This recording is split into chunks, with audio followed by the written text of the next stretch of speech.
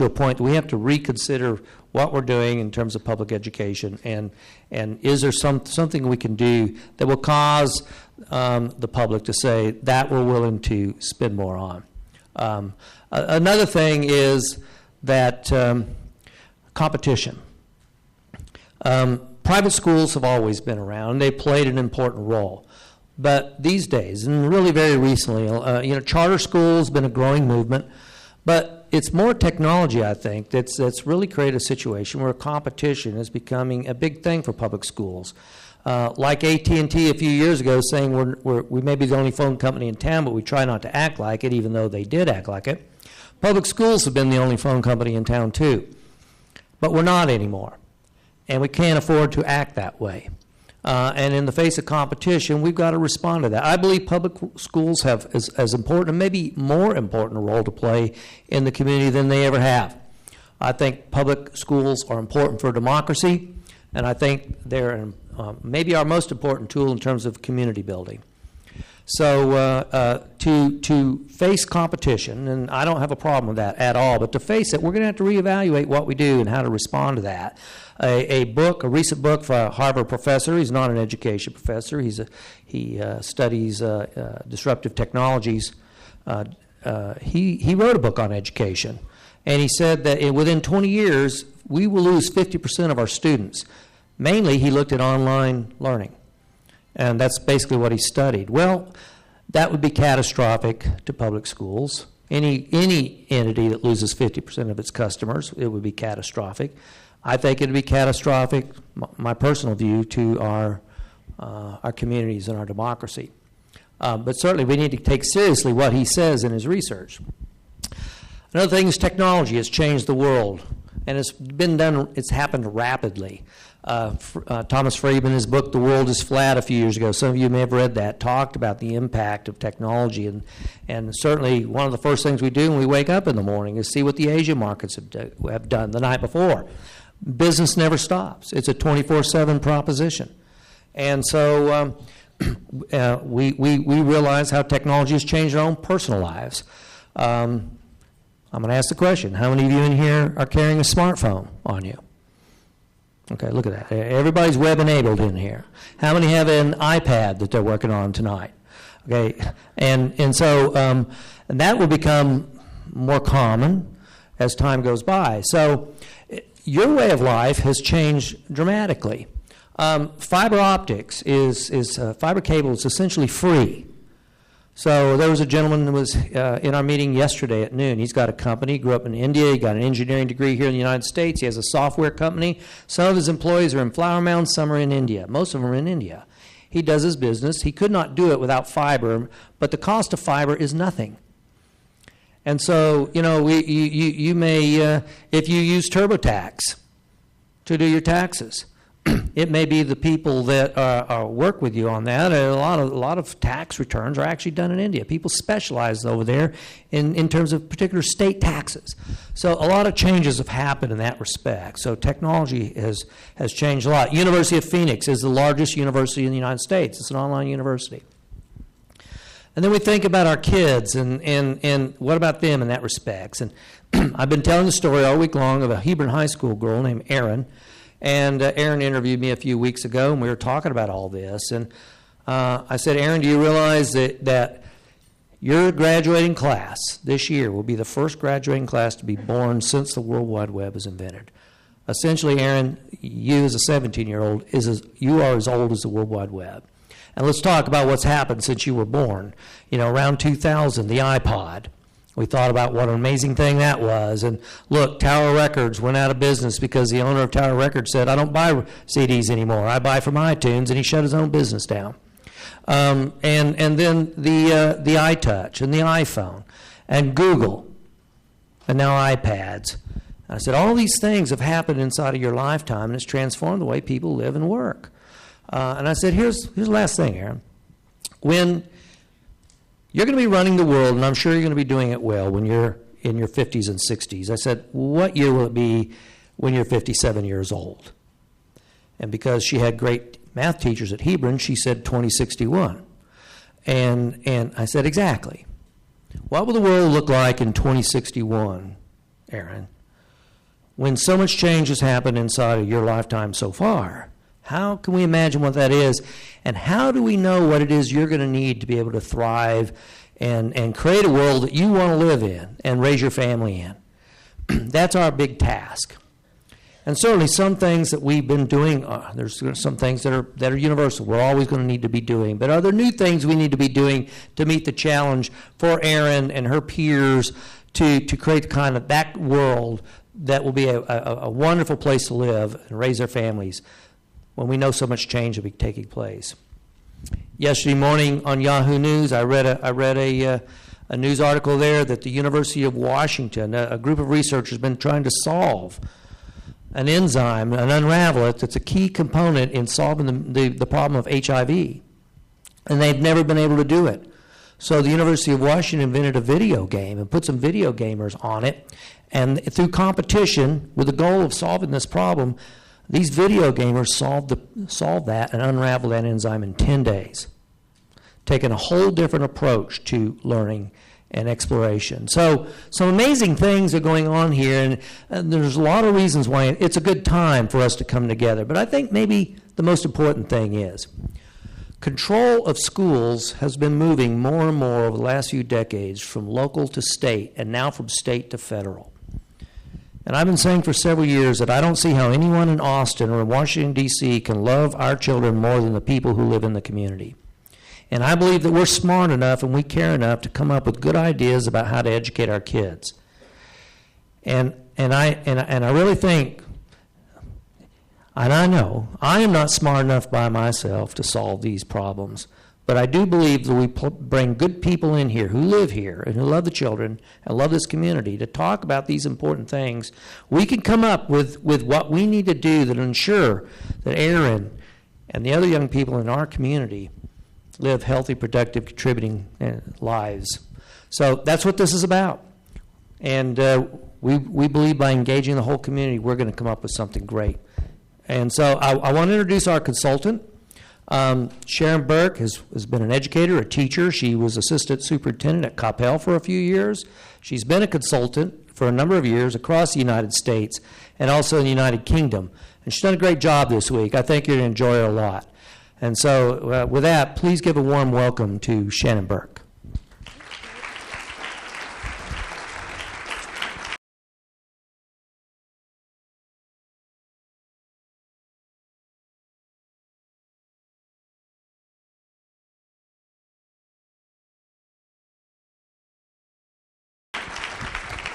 Thank you, Dr. Waddell. Thank you all for being here. I'm excited that we are probably going to have our best summit yet, right? Save the best for last.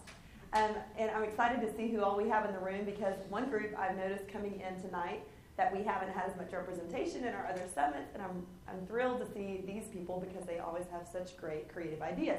So where are our students in the audience tonight? Raise your hand if you're a student.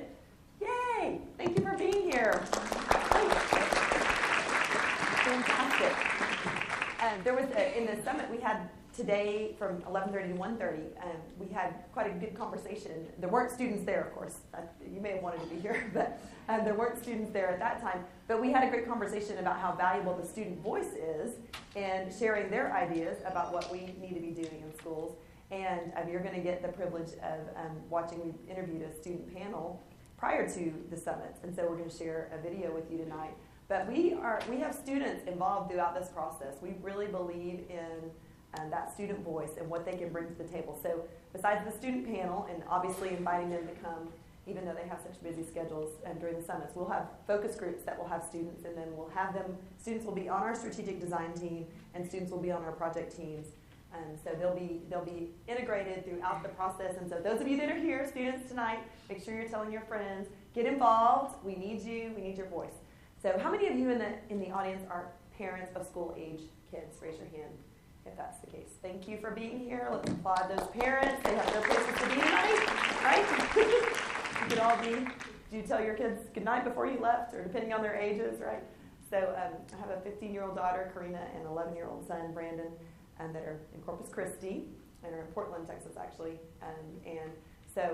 But I get on a plane and come and work with communities to do these kind of things and leave my own children at home. because I really believe that what you decide in your community about your schools and what you do for your students in here in Louisville impacts my own kids. We're in a society where we're interconnected, and what we do in schools has a profound impact on what happens in our society. So appreciate you, because I know your schedules are busy. Those of you that have school-age children, you have a lot going on. Appreciate you coming out here to share with us and share your ideas tonight. Obviously, we'll also have parents involved throughout the process. So you signed up saying, I want to help and I want to be involved. You may be called on to be in a focus group or the strategic design team or the project teams that I mentioned. And we also have an online survey that anyone can participate in, even if they didn't get involved in any of the other processes, didn't have time, they could commit, they can go online and give some ideas that way. How many of you in the audience are community members that do not have kids in school right now? Maybe. Oh, yay. Thank you for being here. Very good. Awesome.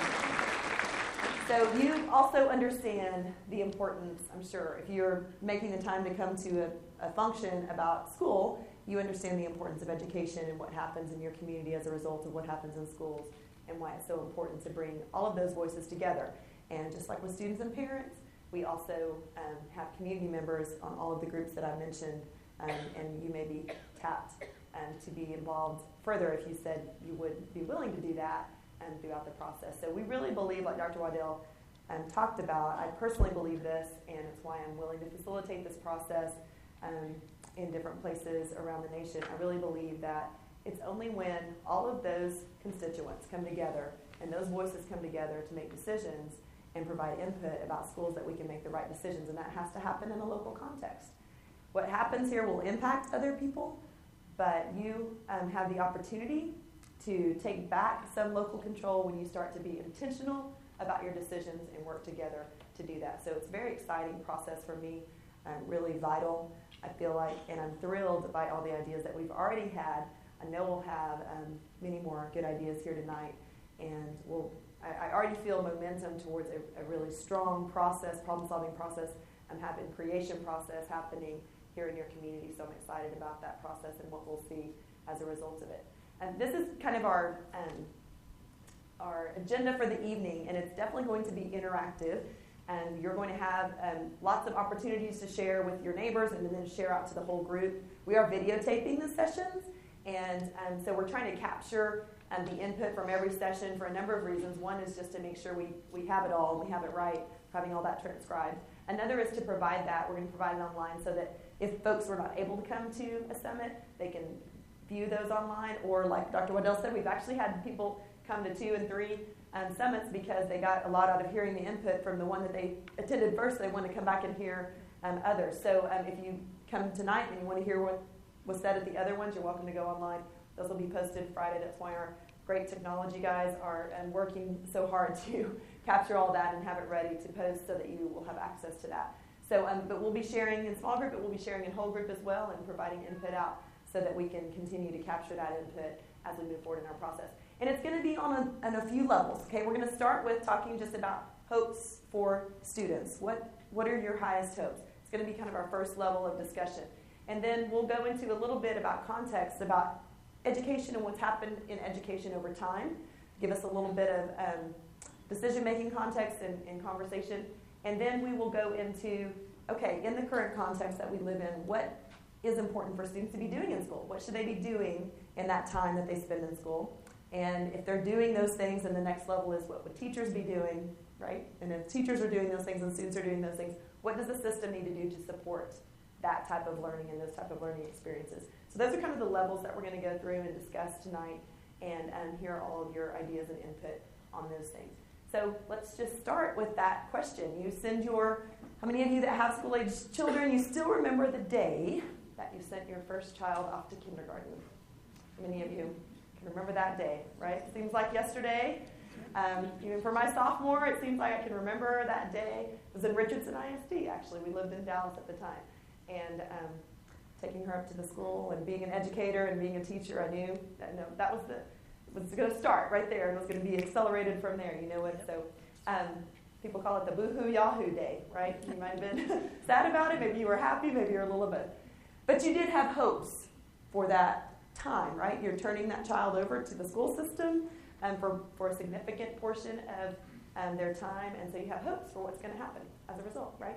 These guys spend 2 million minutes in high school alone. It's a lot of time, right? I don't know if y'all have seen the documentary called 2 Million Minutes, where they actually documented 2 students in America, 2 students in India, 2 students in China for their time in high school and made comparisons. It's kind of an interesting documentary. But they do spend a significant amount of time in school. We want to know, what is it that we're hoping as a result of that? What are your highest hopes? Why? Why do you want them to go, and what are you hoping to get out of it? So let's take a couple minutes with your neighbors there around you and just discuss that. What are your highest hopes? And then we're going to share that out. And remember, we're going to have time later to talk about what we need to change about the system and those kind of things to get there. But right now it's about, what are your highest hopes? What are you hoping for them as a result? Get 3 young children.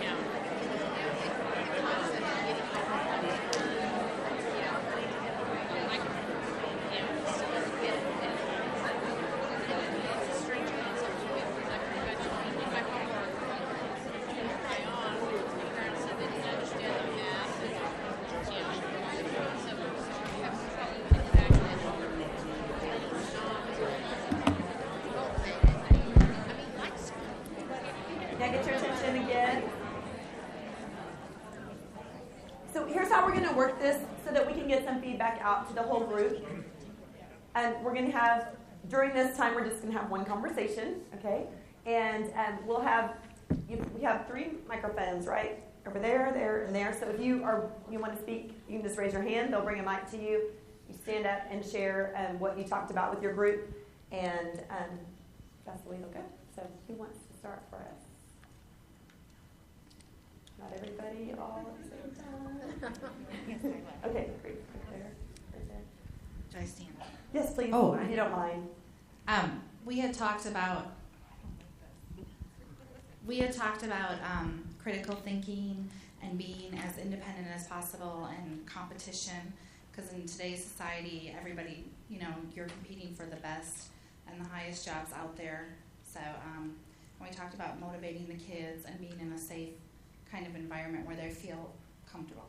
Fantastic. Thank you. Thanks for having the courage to be first. Go ahead. As a student, I think it's important for all of us to stay motivated, because a lot of the time students tend to procrastinate or put things aside, but I think teachers play a big role in that. So if the teachers make education fun and you get to interact in certain ways, then it'll help us as students to stay motivated and keep working for what's ahead in our future. Great, thank you. Thanks for sharing. Yes, sir. It's interesting. We kind of have the same philosophy regarding the critical thinking skills that are needed for our students to develop and learn to adapt and create solutions to different problems that they'll face throughout life versus the memorization and regurgitation that sometimes takes place.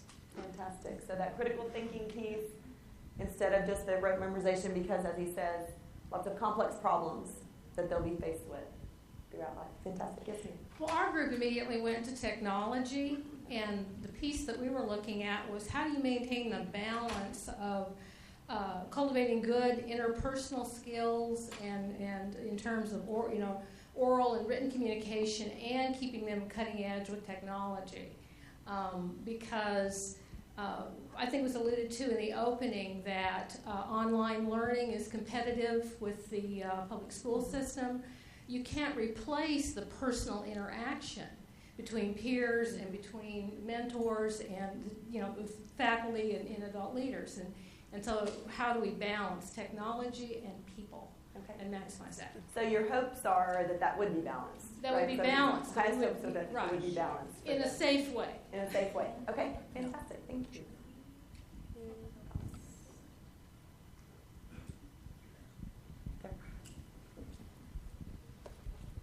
Go ahead, sir. We just talked about, and it's kind of similar thing, we want a well-rounded education for our kids. Okay. We want a little bit of everything. Okay. So I think that kind of comes in with everybody. Sure. We want it well-rounded. We want a little bit of everything that we for our students. It's not too much to ask, right? Students. Thank you. It's great. Yes. So we talked with the students here, and Yeah. ultimately what they were saying was that the environment in the classroom needs to be more cultivating, as well as they need to be able to ask as many questions as they can without actually having to be humiliated and maybe having some sarcasm in the answers. Very good. So being in an environment, their hopes are being in an environment where they're free to ask questions, they're encouraged to ask questions and explore without feeling repercussions for that. Thank you for sharing that. Yes, sir.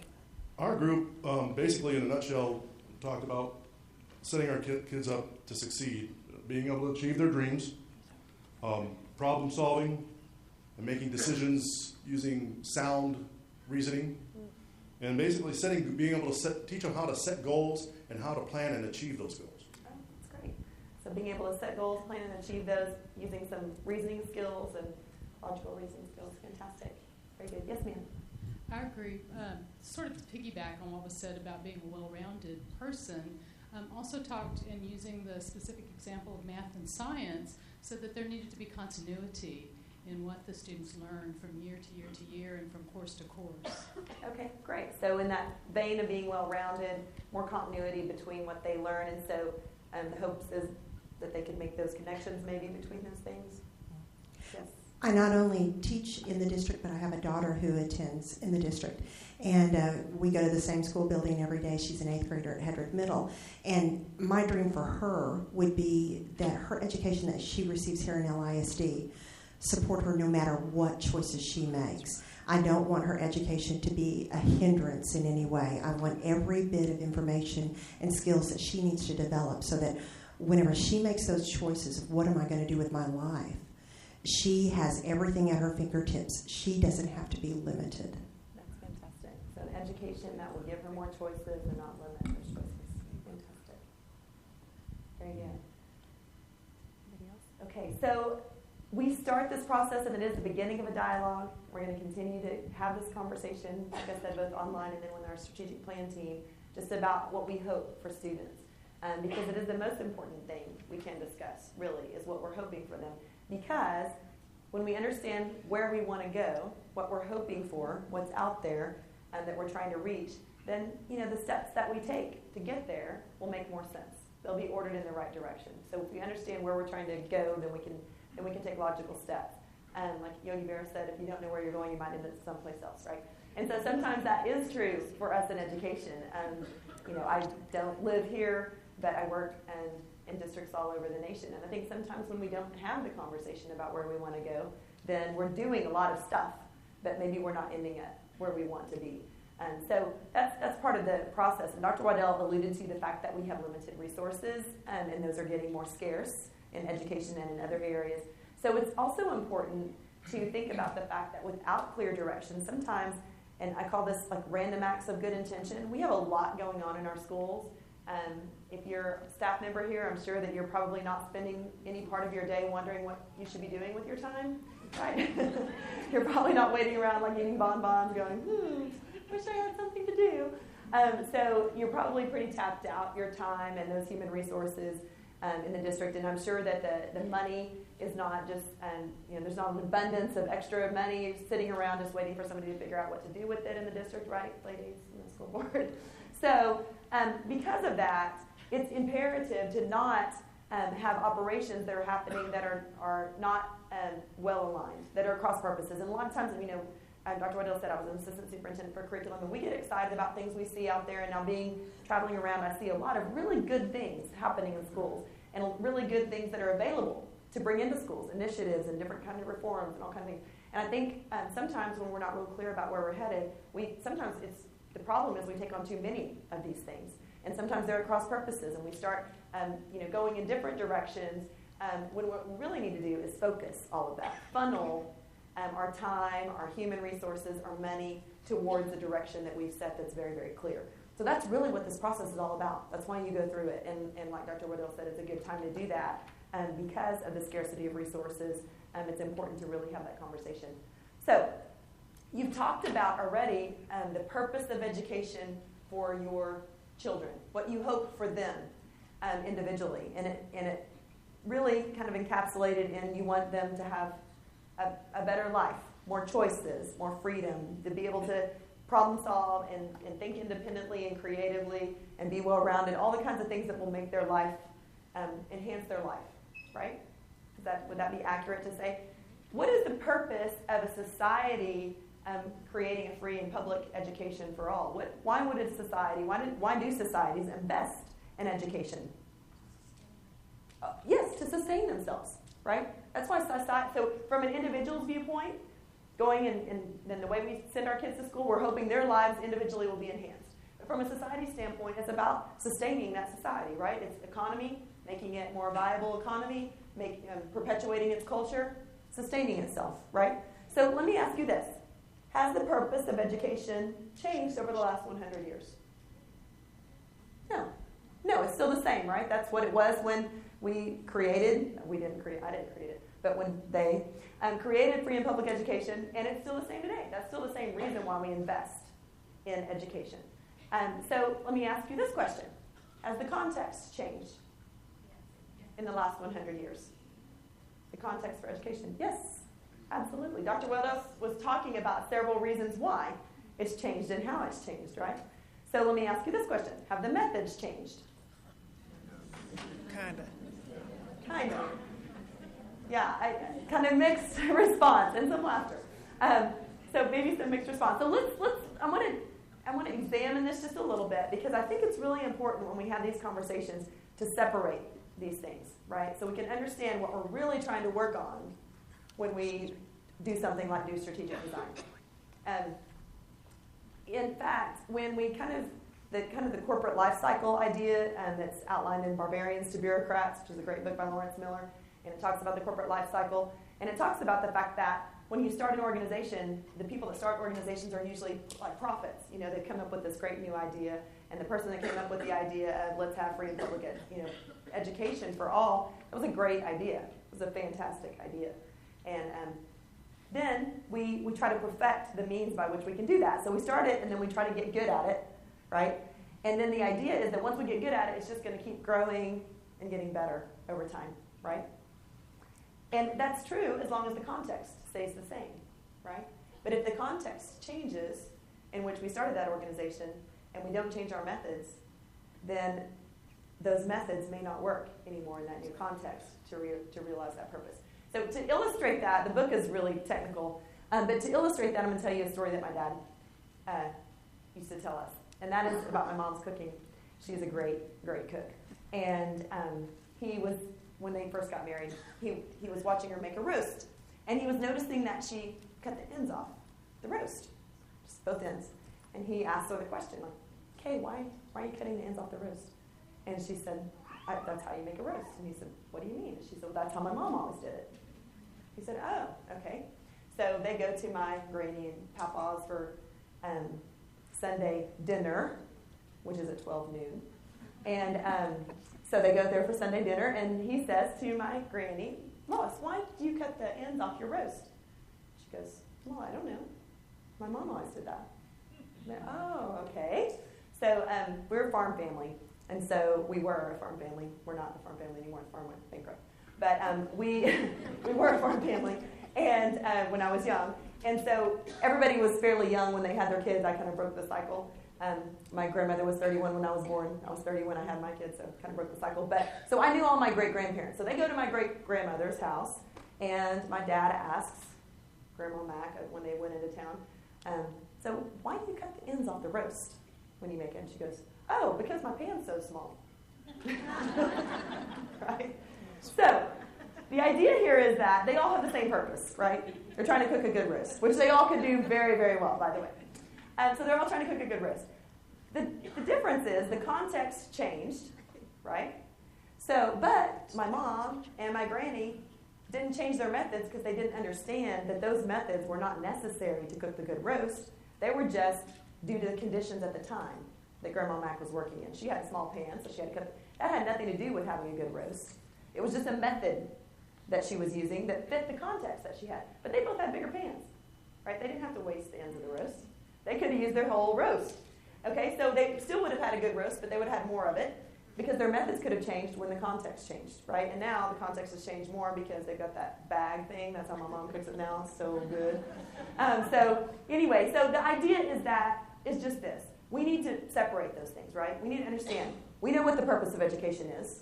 Same purpose that it has been, but the context has changed.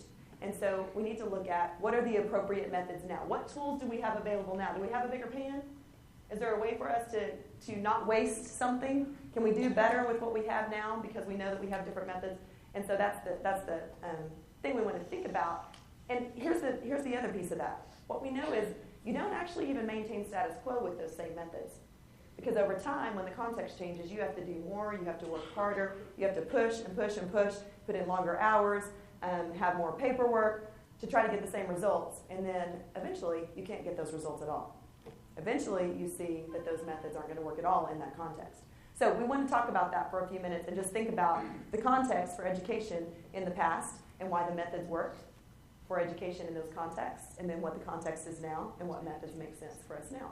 That's the point of what we're going to talk about. So these are just paintings of the late 1800s, really, and things, life and work, things that people were doing, and school. Y'all recognize this schoolhouse? One-room schoolhouse concept, right? What was the major career field at this time? Agriculture, sure, right, farming, right. And so what kinds of tasks did people do during that time? Simple math. Okay, all kinds of, like simple math. You had to understand those basics. You had to have reading, literacy skills, right?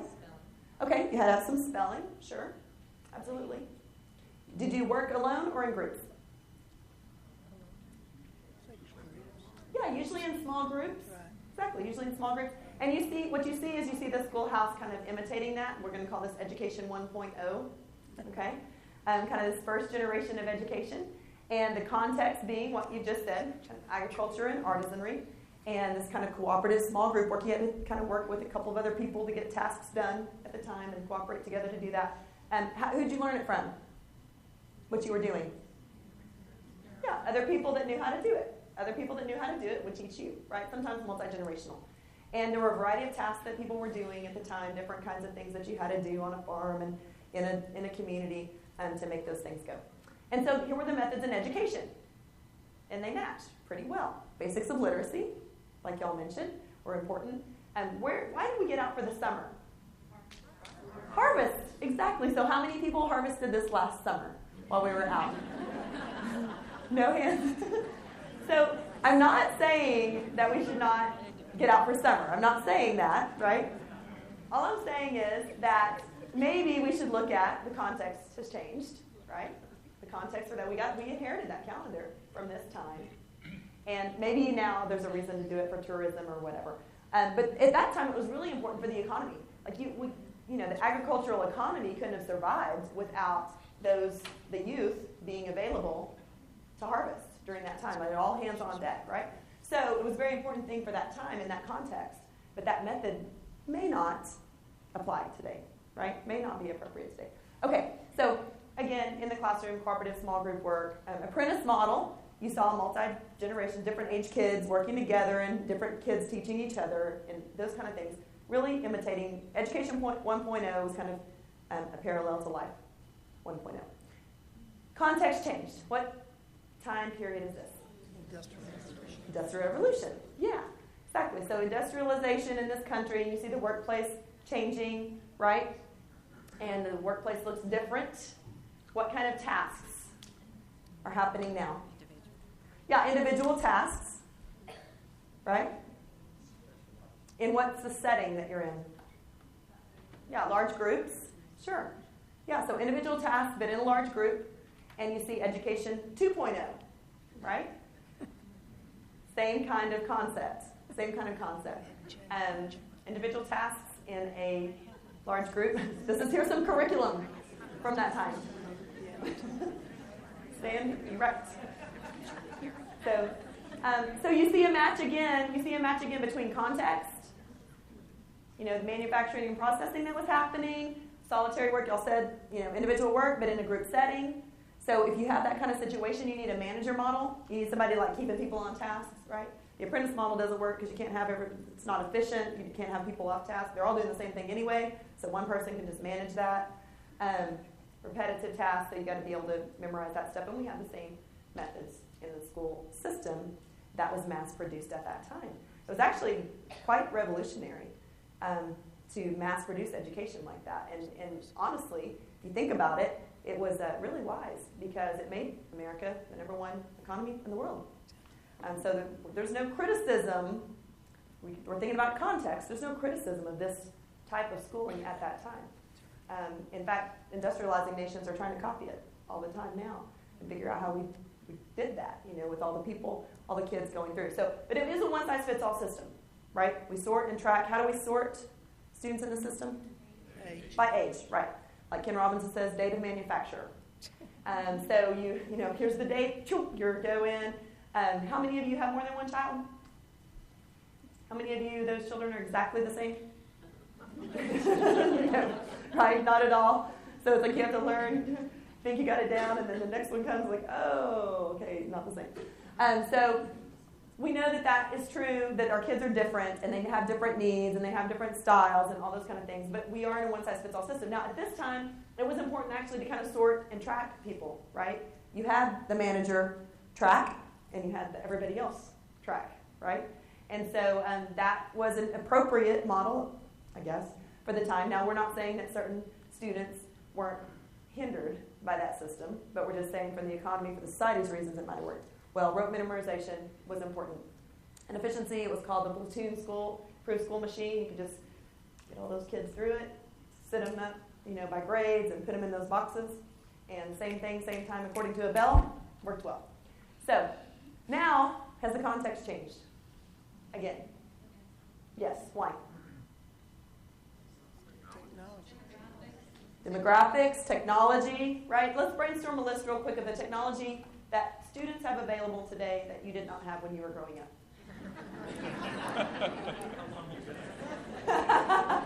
Just tell your neighbor a few things that you can think of.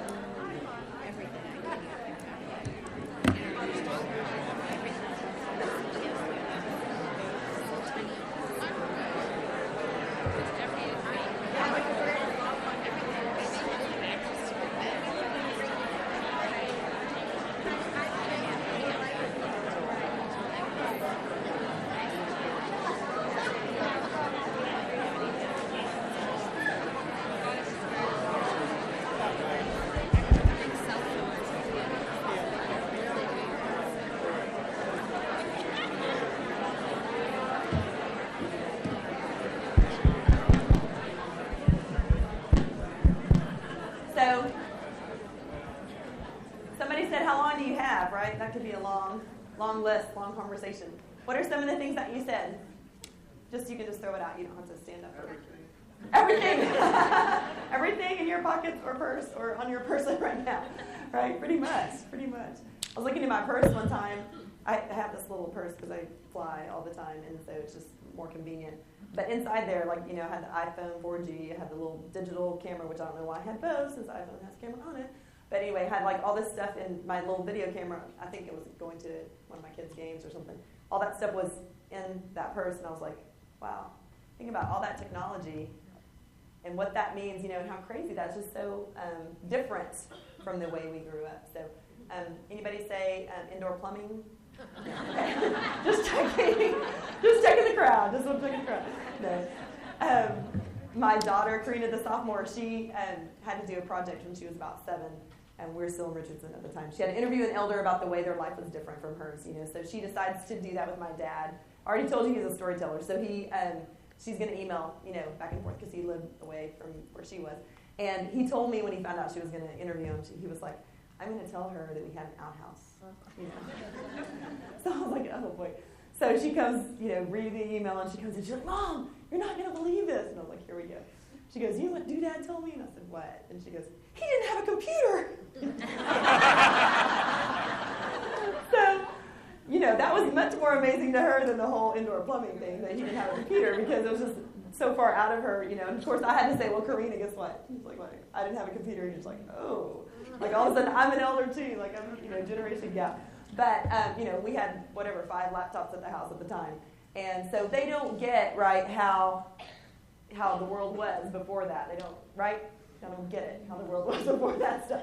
So, but it has changed. It has impacted our world. And let me say, by the way, I bring up technology just like Dr. Waddell did, not because I think, it's the end-all, be-all. I limit my kids to 45 minutes a day. They don't have screen time all the time. They only have 45 minutes of screen time. And we have media-free Sunday and all that. I'm all about, the balance that we've already heard about.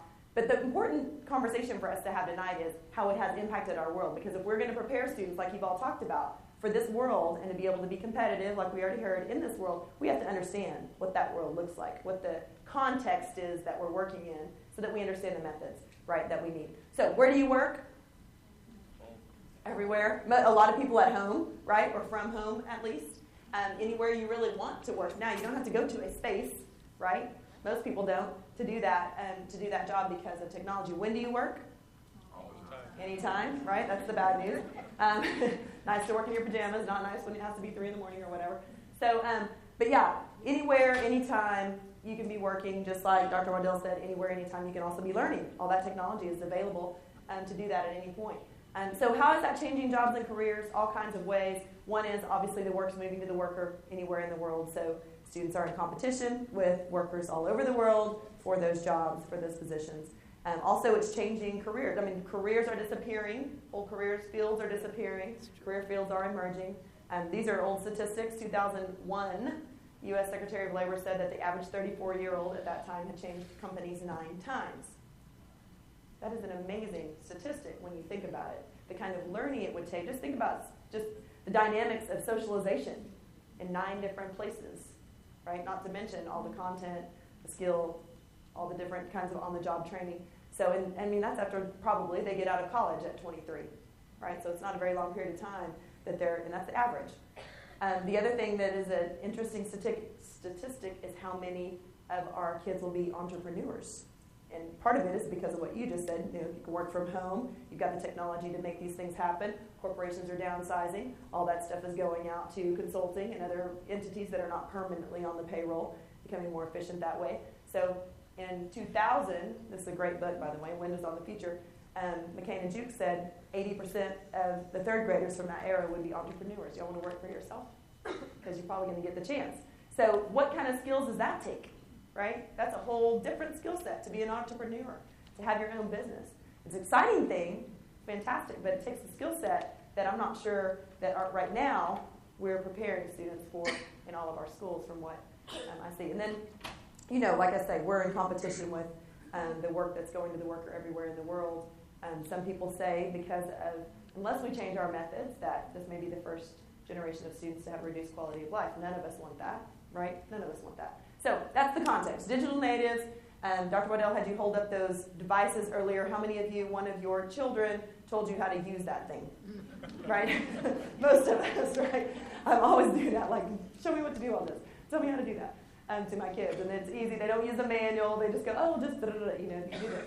And they can tell me. So it's an immersive kind of learning experience that they've had, and they understand these things. We've had population explosion due to part of it just the tipping point of geometric progression, but also because of biotech, medical technology advances. We have 7 billion people populating the planet that a short time ago was only 1 billion. So because of that, we have other kind of complex challenges, like the gentleman mentioned earlier. We have environmental issues to look at, diminishing resources, the fact that a lot of people on this planet don't have clean water to drink. It's a very serious thing. And the fact that we're in a global village. Who could have predicted that social networking would become so powerful that it could overthrow governments? So it's an amazing thing to think about how that is working with that interconnected kind of global village concept, and also how it's creating a volatile economy. We're all depending on each other, propping each other up, and how all that's happening. These are things and challenges and contexts within which our youth are going to be living and problem solving, and hopefully coming up with creative and viable solutions. So in that context, in this work environment where technology is somewhat more specialized and there's all kinds of advancements, this is an assembly line, but you notice what happened to all the repetitive tasks that we were talking about earlier? Robots are doing that, right? Anything that can be automated will be automated, or mostly has been automated. So now it's like quality control, troubleshooting, those kind of things. Offices look different. For one thing, it's kind of empty, right? But there's a variety of tasks usually happening in the same space, lots of different stuff going on. This is how the computers are being used, not those rows of computing stations like we used to see in those pictures. So in this context,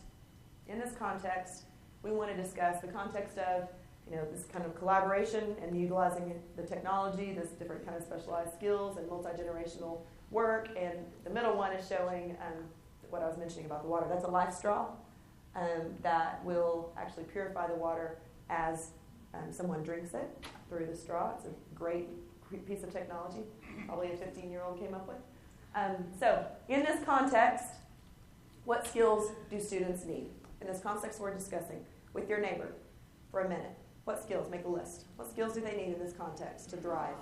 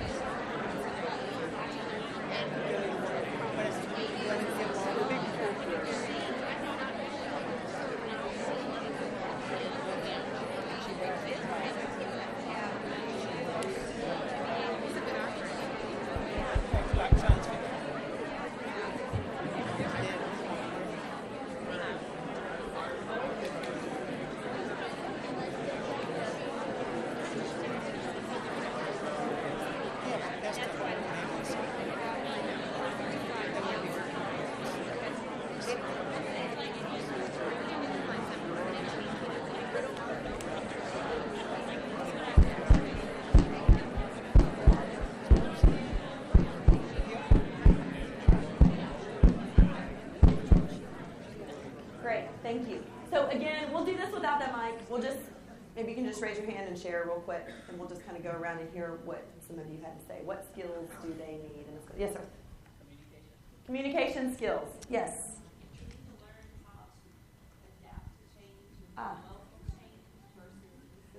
Okay, so adapt to change and welcome change versus resisting change, because they won't have a choice about whether it happens or not. Yeah, great. Yes? I think that what our kids need to learn independent thinkers. I know this in critical thinking. Have enough confidence to know that they will find a way. It's only a matter of time. You know, so often I hear, Miss, what do I do? Read the directions. Mm-hmm. No. Looking to you for all the answers versus independent searching and, like you say, kind of being persistent in looking for the next answer if they didn't get it right away kind of thing. So independent thinking in the way of pursuing the answer and using the resources. Right here, and I'll come back to you. Yes, ma'am? Well, in order to survive in a virtual environment, work with people, you need to be self-starters, Yeah. be responsible, and be held accountable from a virtual standpoint, not just... Very good, very good. So she's saying since we're talking about a lot of them working in a virtual environment, being able to be self-starters, being able to be self-motivated, kind of know how to be held accountable for their actions over time. Fantastic. Yes, sir. They need to know how to ask questions. They need to know how to ask a question, which we heard from our students. They say we want to be able to do that more in our classrooms. And so you're saying this is a very important skill for them to have in life, to be able to ask the right questions. Let me go back there and then I'll come out. Yes, ma'am. They have to be problem solvers, critical thinkers. What used to be LEAP in our district is now at Tier 1. They've Oh, yeah. got to be able to do that in order to survive what's coming. Okay. So she's saying problem solvers and critical thinkers and the kinds of things that we maybe just reserved for a certain group of students. Now, really, everybody needs those kinds of skills and abilities. Right here, and then I'll go back to you. Yes, sir. Our group talked about sometimes we stand in the way of them wanting to be independent thinkers or learners. They're ready to take it and play with it and figure it out, and we want to explain it to them. That's so good. That's so good. That's so true. What he said, if you couldn't hear, is sometimes we as adults stand in the way. That's what I used to find out as a teacher. Every time I got out of the way, I was so pleased with what happened, what the kids did. But he said sometimes we get in the way because instead of just letting them figure it out and discover, and they're ready to do that, but we want to explain it to them ourselves. So great. Back there. Yes, sir. Time management and managing distractions. Time management and managing distractions. He said, so just like we've talked about the technology and all those things, and we hear from employers that they have a hard time. I don't know how many of you are employers in the room, but the young people coming out have a hard time managing, and probably not just young people, but everybody has a hard time managing all those distractions that can be interfering. Yes? We talked about having collaborative skills, being able to work in a group, tech tools, skills there, and Okay. also the skills got to be transferable. Show them what's like. We're 34, by the age of 34, there are 9 different jobs. Yeah. The skills have to be transferable. And also they need to be taught how to transfer their skills. You can learn a specific subject. I was telling them, specifically, I took geology in college as my major. I never worked as a geologist, but I used my skills. I get asked, well, do you ever work, use your college education? Yeah, I use it All the time. Okay, fantastic. So he's saying collaboration skills and then tech skills, but also being able to transfer from one situation to another those skills, as he said, if they're changing careers and jobs, being able to transfer the skills that they have in one place to the other, understanding how to make that transfer happen. And then there's implications you started to say for the things we do in school, which we will talk about more later. Yes, sir, and then in the back we'll go. Yes. I think to answer the context of a global village, understanding other cultures, other languages, skills like that are going to be Fantastic. So he's saying in the context of a global village, understanding culturally other languages and having an understanding of other cultures, be able to interact and communicate and understand those other, the different people that they'll be interacting with. Fantastic. In the back there. And I'll come back. You need to be able to tell the difference between a reliable and unreliable resource. Okay, being able to discern between a reliable and unreliable resource. And somebody said in a previous meeting that everything looks credible now. It's easy to publish things. So how do you discern the difference? Thank you. Yes, sir. So I think we also need to think about the college education plays a certain role and the school education plays a certain role, and I think there's the two need to be complementary. They don't want there to be too much of overlap. They need to do the right things at the right time. Okay, fantastic. So hoping for some kind of alignment between the public school education, the college education, and the they're both fulfilling a role that's important, not too much overlap going on there. Did I see another hand over here? That was just a something. Yes, and then I'll come over here. Yes. I think it's important to have a broad mind about things because you learn from other people's perspectives. So if we're just closed-minded on certain subjects, then you might open your eyes to something different and then learn independently. Fantastic. So she's saying having a broad mind, like open-minded to different perspectives and different things so that you can hear other people's perspectives on certain subjects and understand different things by learning from each other. Fantastic. Yes? I don't need to say it because that young lady just said it. Oh, fantastic. Thank you. So she was right. She was spot on. Okay, fantastic. So this is quite a list, by the way, of some pretty complex skills and abilities, right? That we've just generated. We could probably think of more. You probably did in your small group. But just what we came up with there, it's quite a list of, but they're critical. Many of you even gave rationale why we're talking about that in this context. So very, very important to think about. Again, this is that idea of where we need to go, what they need to have. If we're saying that they need these things to thrive, then we have to figure out in this context what methods we need to employ to help them get there, right? We do not want to mistakenly feel like the methods that we're using might be appropriate and then find out later, there's too much at stake, right? There's too much at stake. So that's the next thing I want to talk about, because when I travel around the country, I haven't been in any classrooms here, but when I travel around the country, what I mostly see in classrooms right now is Education 2.0. That's what I keep seeing. And we know that we're in Workplace 3.0, and like somebody said in an earlier session, we might be in Workplace 4.0 already. We may have already jumped twice, but we still have this situation that we're seeing in most classrooms, and I'm seeing in most classrooms around the country. So that's the next step we want to take here in our discussion, and that is, what do we need to be doing? What do we need to be doing?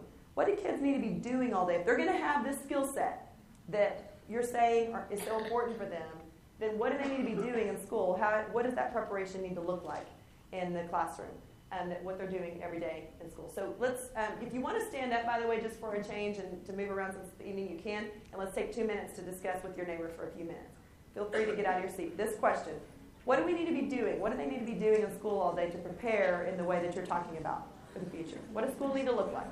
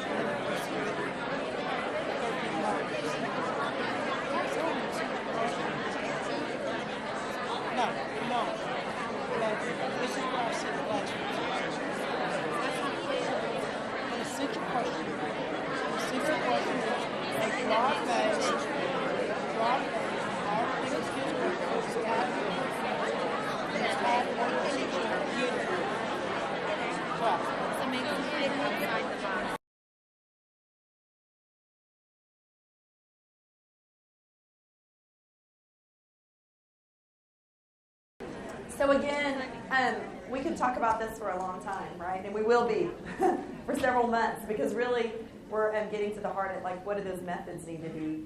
And that's going to take us a while. But we want to hear your ideas right now. And again, if you don't get to say what you wanted to say tonight, feel free to go online and give us your comments that way too, because we'll compile those. Here's what I want to ask you to do, is if you've already spoken, maybe you'll let other people speak, like this gentleman that's going to start first. If you've already spoken, maybe you'll let others speak during this round, and we'll just try to keep doing that as much as we can so that we can get more and more voices into the process. That'd be great. Yes, sir. This is just running kind of through my head, but when you talked about some of the things that we've talked about and how the world is, how work happens today and all that, maybe in a classroom, instead of everybody learning all the same information at the same time, maybe problems get broken up across, for a classroom. Here's the problem. Now, collectively, they need to go solve it. And so one group starts working on one piece, another group on another piece, another group on another piece, and then they present it. And so everybody gets the benefit of the whole thing, but break it up and let them try to do it. That's fantastic. That's great. So mimicking that real world experience of collaborating to solve a problem, but making that happen in the classroom. That's fantastic. Thank you. That's some teachers are hands-on and some are visual learners. I'm more of a hands-on learner, and the teachers that are hands-on I learn more from. And if we were to change it and be more visual and hands-on, like mix it in and how we learn things, I think I would learn better that way. Okay, fantastic. Thank you. So varying those different modalities so you have different ways of learning. Thank you. Fantastic. And I know you also said different information too, so not kind of getting away from that one-size-fits-all model that we were talking about, different things. Yes, sir? Well, we were talking about collaboration also, just and being able to break up and work on problems that are more open-ended, to where it requires some research that the problem may not even be clearly stated. The kids have to figure out what the problem is in order to go find the answer. Okay, so even kind of ambiguous problems, that they have to identify the problem and then go research and find the answer. Fantastic. Very good. Other things? Yeah. Great. One of the things we talked about was maybe less rote memorization, and maybe at the end of a semester you don't have an exam on everything you learned that semester. Maybe the way that you learn and the skills that you're taught is more of a gaming philosophy. And just like video games at home, in order to reach the end of a certain level, to get to the next level, you have to solve these problems. Interesting. So you're kind of ramping up and you over keep going, time. and you go, and you go, and you go. And it's the same philosophy of what you're trying to accomplish in a semester, but you do it in a different way that is normal to kids nowadays. Fantastic. So it's this leveling up thing. And so that also has implications for how we would be like assessing, he's saying, assessing students and finding out where they are based on how they're progressing through this leveling system. Fantastic. Very good. There's, okay, yes ma'am. I think that we should have more technology classes for things that we're going to need in the future. So, because like the things that we're really learning now, sometimes they tell us that we're not going to really need it in college. So I think that we should learn things that we really are going to need, like technology. And instead of students always asking the teachers for for answers and stuff, we should be independent and learn how to find the answer, because our teachers are not going to always be there in life, and we need to learn how to be independent by ourselves. Fantastic. Thank you. So the ability to be independent thinkers and use those tools, those technology tools. Yes, sir. I think we need to be careful not to make the quantum leap into an adult working environment from a children's-based classroom environment. You've got adult minds. You're supposed to have adult minds. You're supposed to have adult emotions. And if you try to apply too much of that directly to the classroom, then you end up missing the boat also on the other end of the extreme. So what did you talk about that you would do? Well, we talked about the fact that you have to allow the kids to work at their own level because you have such a wide variety, especially multicultural. You've got language barriers. You have some are homeschooled, some have a more articulate home environment, some don't. And how do you create a balance where those kids that, frankly, do function at a higher plane can excel, while the ones that may need some additional support are also allowed to grow, but you aren't holding either one of them back. Okay, so that's individualized kind of environment based on need and scaffolding for ones that need it. Fantastic. Yes, ma'am. Hi, I teach at the college level, and I find that my students come into my class, and these are juniors and seniors, and they don't want to think. They're great at absorbing material, they're great at spitting it back, but I tell them I don't give multiple choice tests, and they're very scared. And so I think that if there were a way that we could infuse into the teaching process from kindergarten all the way up, some critical thinking, problems, puzzles, asking questions, both defined questions where you know what the question is and then figuring out the questions, getting them to look at things and see, does this sound right? Because they don't know how to evaluate things. And I know it takes longer, but it's worth it. That's great comment. So starting at young ages and infusing that in what they're doing every day so that they're able to do that as time goes on. And like you say, it takes longer, but you have a mic. So a lot of the things that I've been hearing, and we also talked about in our group, was cooperative learning, more project-based, yes. Perhaps flipping classrooms. Are people familiar with that?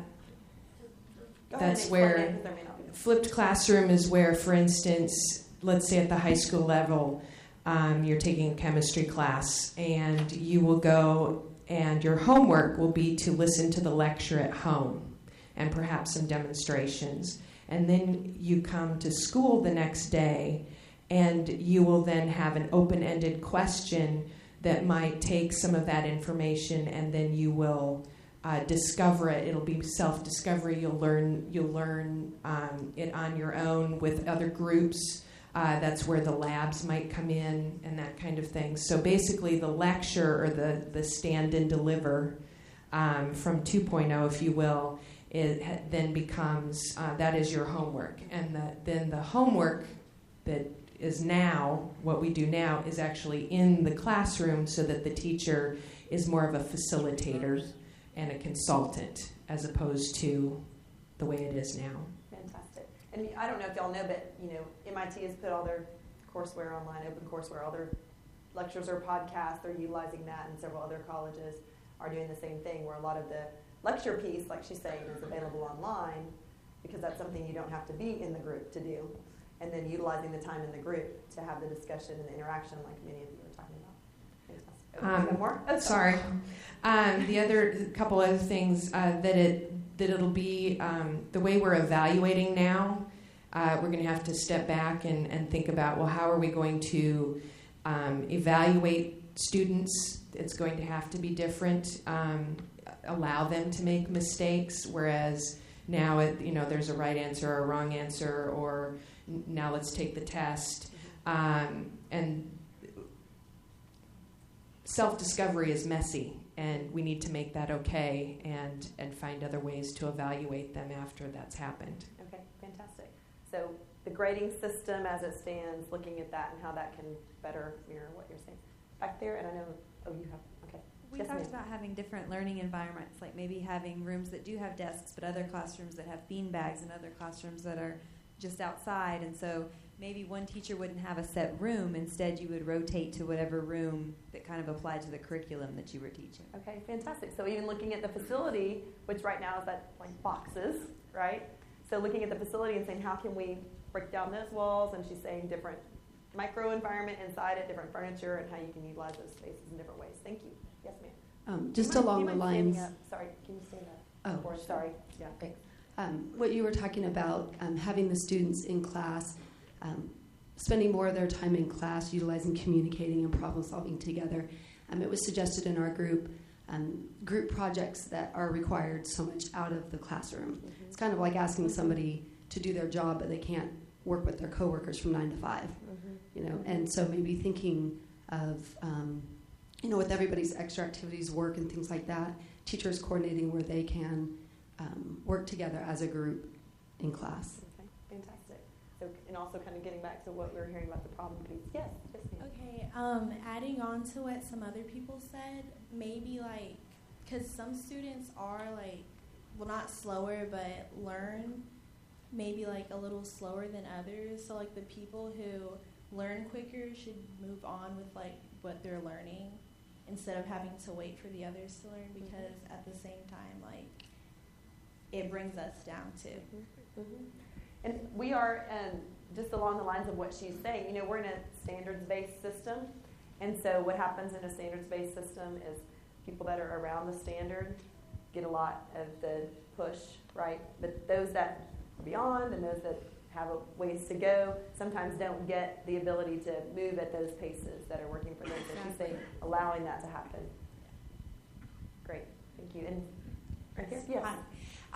You know, having heard these, thank you. Having heard these 3 or 4 last suggestions were fabulous. It made me realize that the academic community as a whole has turned their backs on a very old concept, an age-old concept of homogeneous grouping, ability grouping.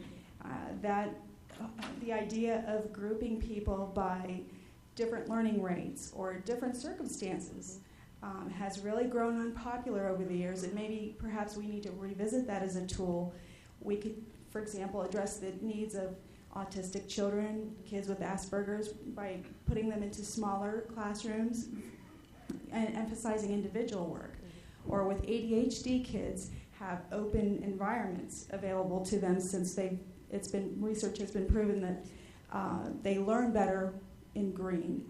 And you can address GT kids in a different way, kids of all abilities in a different way. By homogeneous grouping, you're not taxing the time away from the teacher's ability to, you know, concentrate on a particular learning rate or a particular group of kids. I think the whole idea of contained classroom where you've got different kids, different learning rates, actually wears the teachers down.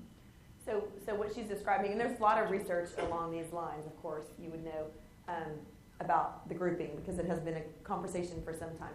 So there's research that supports that heterogeneous grouping actually enhances learning for all students involved in that process. But one of the things that you're suggesting is looking at the whole grouping thing again, and I think we're hearing that from different people, like how we're sorting kids. Maybe we should revisit that and look at from a research-based standpoint and make sure that looking at the grouping in a lot of different ways, maybe even by interest or something like that, and then also drawing on what she's saying about not somehow working to where we're not holding any student back. But there's a lot of research that shows that sometimes that homogeneous grouping can be detrimental also. So you'd want to take into consideration all those things as you think about grouping, but just the idea that let's not take for granted that any way that we've been grouping is necessarily right yet. Let's look at different ways and see what we can come up with. Yes, ma'am. I'm kind of piggybacking on what you just said. Yeah. Being in a homogeneous group sometimes may hinder their progress. Sure. There may be some areas where a student would excel well in a homogeneous group, but heterogeneity usually brings out those softer, unknown skills that they will need to interact with in a bigger classroom or at a global world. So I think a balance, like with everything else, a balance is necessary. It's not either homogeneous grouping or throw them in a mix of, on a scale of 0 to 100, throw them in a mix of everybody. But I think each situation lends itself or presents itself an opportunity for the kid to learn or develop different skills. And I think we need to keep that option open for the kids. So that's what you're kind of saying too. Look at the variety of options and look at different ways of doing it at different times. Fantastic. Great. Yes, sir. I would like to just add to that is that... Sorry, I'm trying to get her attention. Karen, up here, there's some people that have been waiting. Yes, sir. So what I would like to add to that is maybe there should be a case where students should be able to tailor their coursework. Instead of saying you have to do everything, they should be able to say, I want to do X, Y, and Z, and achieve that goal and a target. Okay, so choices, having them take the initiative to have those choices. Very good.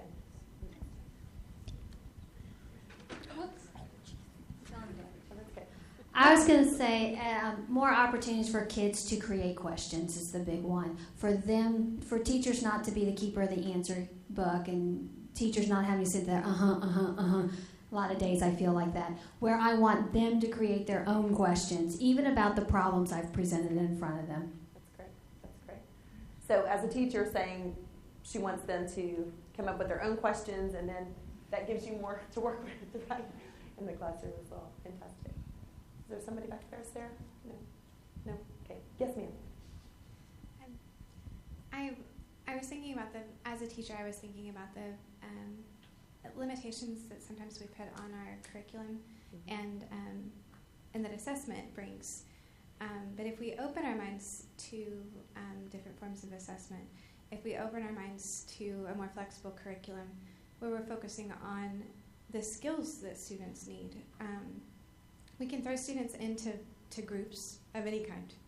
If they don't know how to work in a group, then we're just creating chaos in a classroom. But if teachers are taught how to teach students to work in groups and to work together, and we focus on those interpersonal skills and those building on each other's strengths, then it can be a very productive thing. With students choosing their coursework, with students creating projects and things, as long as teachers aren't tied to a checklist and have that freedom to bring to their students. That's fantastic. So she's are you wanting to add to that? She is talking really kind of everything that you all are saying, yes, we want to embrace that. And what I want to say about that is actually our next level of our conversation, which is great. You're segueing us in because we need to move along, but I'll let you go in just a second. But just that role of the teacher, and then the next step is how do we support that with our systems so that we make sure that the things that teachers are wanting to do, like you're saying, scaffolding that student work and the different assessment, you can be supported in that and have the system to support that. Yes, ma'am. I agree with a lot of the conversation. The one thing that I really focus on a lot is that the acceptance of the other students so that kids aren't labeled.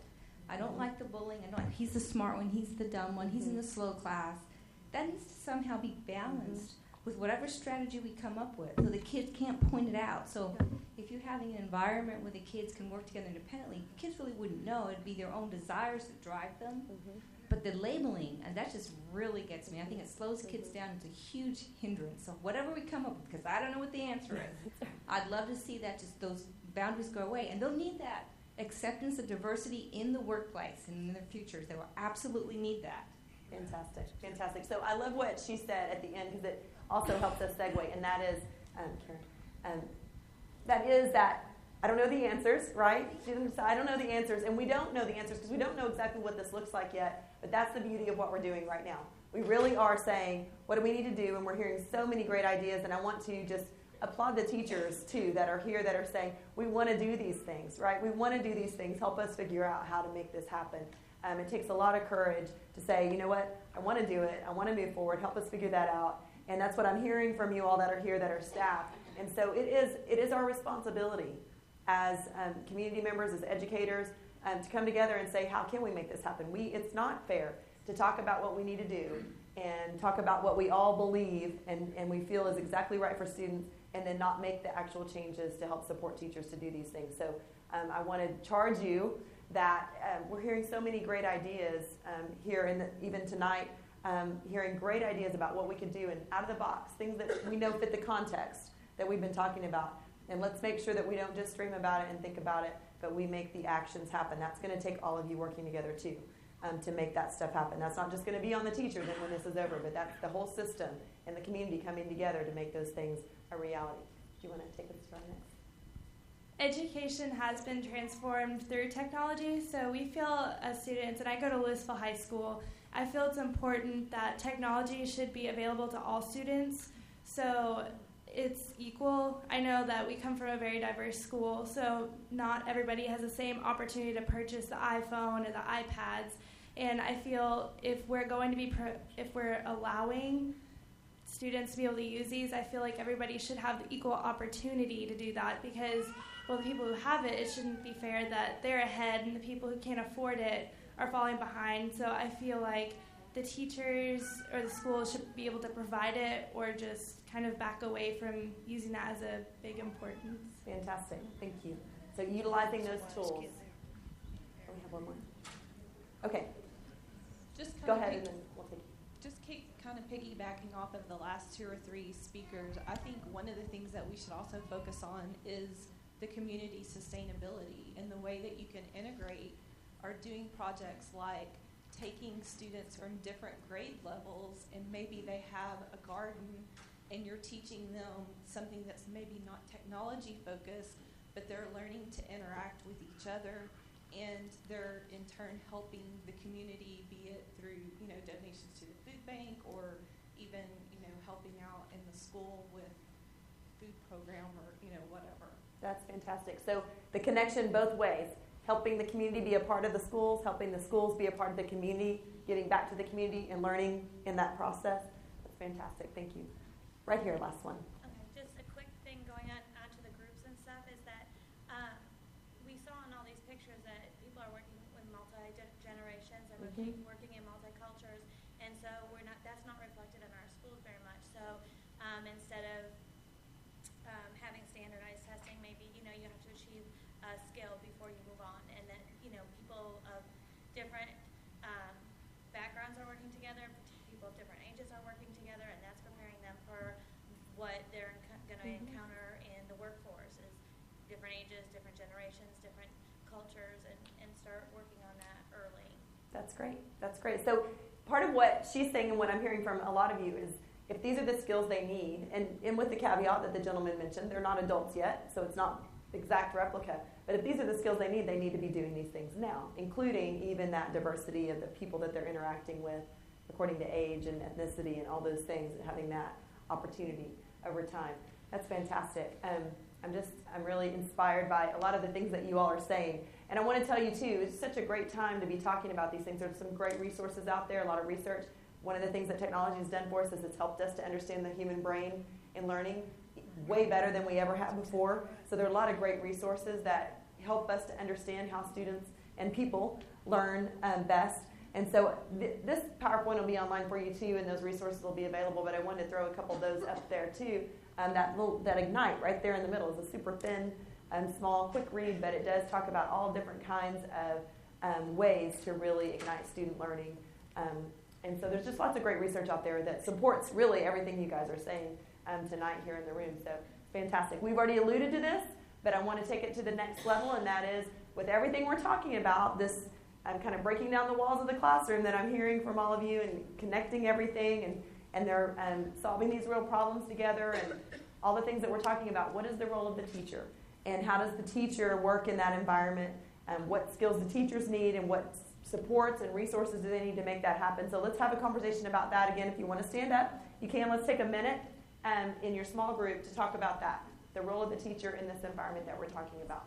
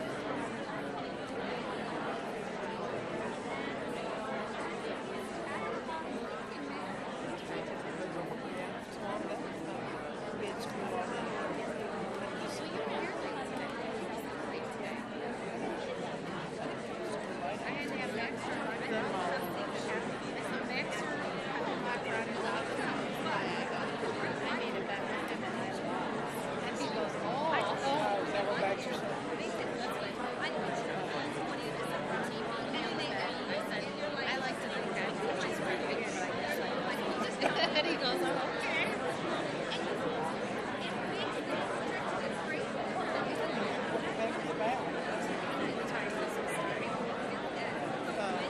Remember, 11:45. No, 11:30. Not but you really did good. You really did. Make happen. Like both of us. The boat. Like really, like you. I think the kids are just so interested. You know, even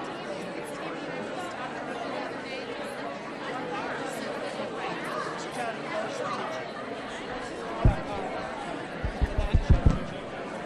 the other day. Yeah, I agree.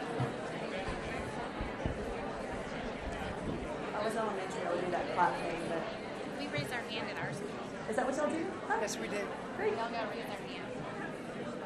But I'm not raising my hand to talk out of my I'm in one district where they do, I need your help. They go, I need your help. And everybody does it.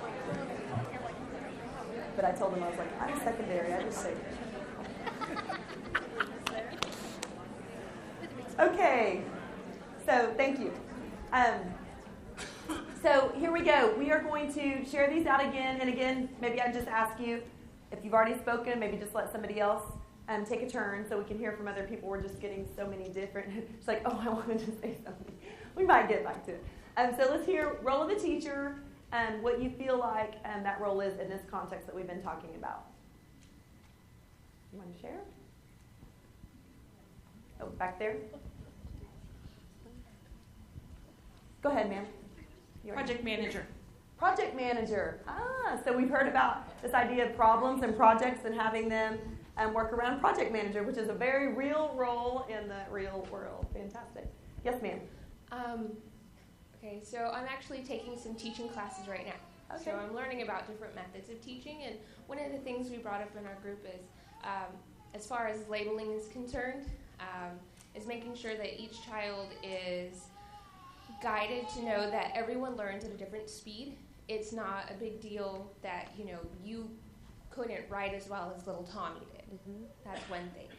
And a lot of my books are definitely talking about observation and assessment and really identifying the things that children need help on instead of focusing on something they've already gotten, like, I can't even articulate this correctly, but some, I guess, like really honing in on some of their weaknesses, but also honing in on their strengths and not making those weaknesses outweigh their strengths. Okay, so great. So creating an environment where it's okay to learn and continue to get better and improve, and everybody's okay with that by helping them be aware of those things. Fantastic. Yes, sir. I think one of the things we discussed is almost from a teacher standpoint of view, you almost have to challenge the status quo right now of the standardized tests that students have to pass at the end. In order to get creative in a lot of the things that we're discussing, you have to not be afraid of not passing that test at the end. And right now, when you look at the evaluation and the rankings and different things, unfortunately, some of the ideas we're discussing kind of hit a roadblock because at the end of the day, if the students don't excel on that test, you're no longer the exemplary school and things like that. So it has to give the teachers the freedom to put these concepts in place. Fantastic. So look, go ahead.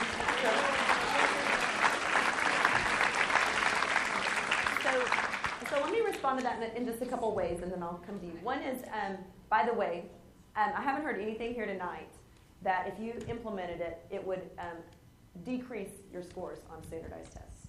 Actually, my whole background is curriculum instruction, and I work with schools all over that are doing some innovative, very innovative things.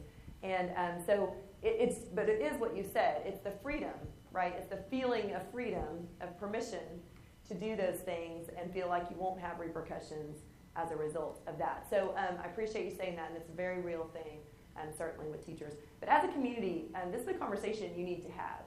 And I'm going to tell you, if we get to it tonight, we will have some of the conversation, but it's definitely a conversation you need to have about what you value as a community, what you want to see, how you want to see your schools measured, and how you want to see student performance measured. And if the things you've said tonight are really important, that students will possess these skills, then we know that most of those things we're not seeing as measurements on that standardized test. So how would you measure those things and get information that's important to you?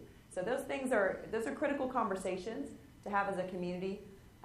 But also I want to let you know that there's a group that's been working at the state level on these very issues. And I'll show you a website for it in a few minutes, but it's just timely to say it in response to what he's sharing with you all. And that is called the Visioning Network. It's a group of superintendents that have been working for the past, I guess, almost 5 years now. Dr. Waddell's been a part of that group. And this is a group of superintendents that feel exactly like you do, that a lot of the things they want to do for kids and the right things to do for kids in this context are being hampered by some of the accountability system that we have in the state. So they've been working for several years on some documents that they've published now that are kind of published in the form of like a Declaration of Independence. It's kind of like an emancipation thing. And they've actually done quite a bit of really important and strong work with constituents all over the state, including folks in our state legislature. And in fact, over the summer, they were able to, they've been working on this for some time too, but they were able to get a Senate bill passed, 1557, that would allow 20 school districts in the state out of the state accountability system to form their own accountability and see how that worked and share that back with the state. So there's some things happening. Some of this stuff is out of our control, right? And so we want to talk about the things that are in our control, but I do want to share with you that even some of those things that are out of our control, there are people working on that, including your superintendent, who is very determined to try to do some of those things to help make sure that the system changes some of the things that are inhibiting some of the things that you're talking about tonight. So, and I'll share with you where you can get more information about that later, but we appreciate you doing that. And you will have to have some courage to say, we believe that we can do the things we're saying. We believe that they're important for kids. We believe we can do them and that we can still be okay, right? As long as that system stands, we can still be okay, and our community is going to support us, and we're going to give them some information that they need to know about the schools that are connected to the things that they really value. So that's a conversation you need to continue to have. Yes, ma'am. What is that role of the teacher in this situation? Well, I'm thinking more of the environment. I'm Okay. in the arts Okay, and sure. Encourage creativity and ownership of creativity, and I would like to see something other than a sterile industrial environment to do that in. Okay, fantastic. So the facilities and the environment, how that can be, instead of being, like she said, sterile and industrial, because that's really the way it was created, how can that change to support all of the things that you're talking about? Fantastic. Other ideas? Do you want to share? I know I told Joel. Okay. We discussed that the teacher needs to be a partner in their students' learning and that lifelong learners, and you can't stop learning just because you're the teacher. Oh, that's great. That's great. Be a partner in the learning and be a lifelong learner yourself, especially in these changing contexts, right? There's so much to keep learning about. That's fantastic. You have a mic back there? Yes. Teachers are, I think it's a misnomer. We're lucky to work in a district, which I work in this district, to be facilitators, and I think that's where we're moving toward. Fantastic. I work at the elementary level. Children do need to add 2 and 2 and get 4, but that's not learning. Learning is being able to apply that in a problem-solving or real-life situation and know which to pick from and what's going to work best for the mode in which you learn.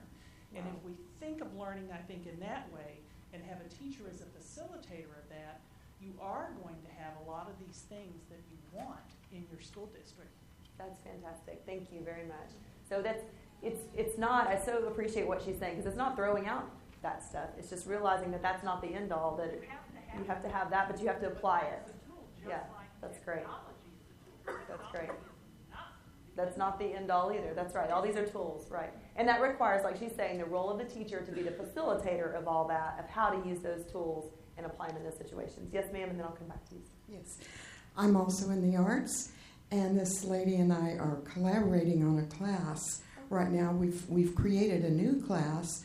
I'm a theater teacher, and I'm doing costumes and makeup, and she's a fashion teacher, fashion design, and we are collaborating with each other, using her strengths and my strengths to create a new environment for both classes to come together. That's great. And it's working very well. It's just been fascinating for us to see that these kids who have done theater all their lives are now sewing. Yeah. So that's great. That's great. So just that collaboration between the teachers, just like you were talking about the students collaborating, working together as teachers and collaborating, you're enhancing both courses and doing like what the gentleman said about helping them have more choices with what they do as well. Fantastic. Yes? She kind of stole my thunder. One of the things I was thinking about is that we've been talking about the kids in a box. Well, the teachers are in a box. They're in the classroom. The team teaching concept, the ability to share their resources, both physical resources as well as mental resources. We talked about more computer learning, more pushing that out to the web. Well, if a specific teacher doesn't have web knowledge, web capabilities, maybe someone else in the team does. So the administration's going to have to start thinking about if one teacher in that team takes on the responsibility to do that web business, then maybe they're teaching 2 less classes because technically they're fulfilling a role, but they aren't in the classroom for that 2 hours or whatever, however that gets broken down. So we have to think about the teachers out of the box as well. Fantastic. So not one size fits all for teachers either in that classroom box for them. Fantastic. Yes, sir. I heard something earlier, and I just draw a connection. Great. 2 plus 2 is important because that's always going to be there. In 10 years, we won't have these. It'll be something completely new. Sure. But 2 plus 2 will still matter. Sure. Sure. Who has the mic? Okay, go ahead. You know, tonight I asked my kids, what's the one thing do you think would improve the school? And they go straight to technology, which is the first thing we think of too.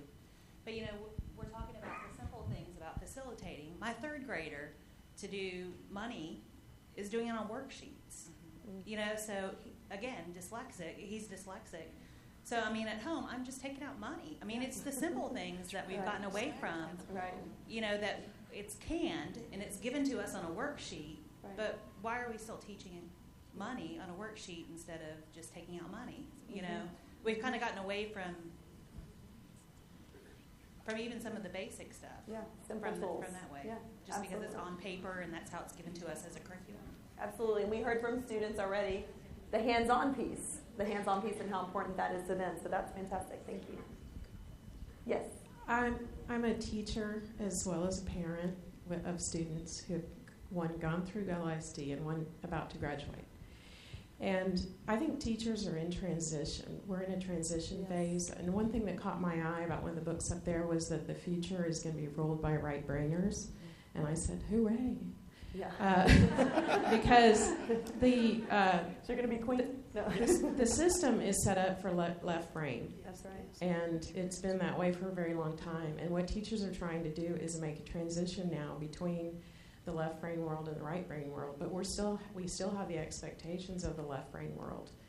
And I'm a right brain person. My children are right brain. My son is ADHD, and there are a lot of challenges for both the children and the parents and the teachers in this world. And one thing that I see consistently is that the children of parents who are involved are more successful. And I'm not talking to anybody in this room because you're here. But there is a critical piece that needs to be addressed, and that is what parents are doing in terms of their involvement and what they're expecting the teachers to do. Because what I find, I'm a kindergarten teacher, I'm teaching my children manners, I'm teaching them to respect themselves and each other.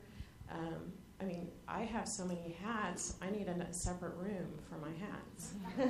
Fantastic. So I'm gonna okay, well, I'll take you, and then we're going to go on to the next thing, because I want you to see a student video where we interviewed kids on these same questions and what their answers were. But I appreciate what she's saying. I think it's a good thing for us to keep in mind. It is a transition time. We're in a cusp time. I don't know if you've read about the cusp times, but there's a lot of writing about that, and this is a transition time. So like you say, it's a complex time when you're in transition. You've got some old things and some the new things, and you're kind of in the middle of that. We're trying to navigate that and negotiate that. It's also an exciting time because there's lots of opportunity. If you read that book, one of the things he says is left brain is still important, but it is not sufficient anymore. So it's a great, it'd be good to share with your kids as well. Let's hear from you. What I was thinking goes right along with what she was saying is that I would like to see more parental resources that lets us know as parents what's going on specifically in the classroom. I have my children, I've seen paperwork from teachers that say, don't help your student because what we're teaching is different than what you learned. Well, give me a resource because I can't partner with you if I don't know what you're doing, and I can't support you in what you're doing in the classroom if I don't know what you're doing.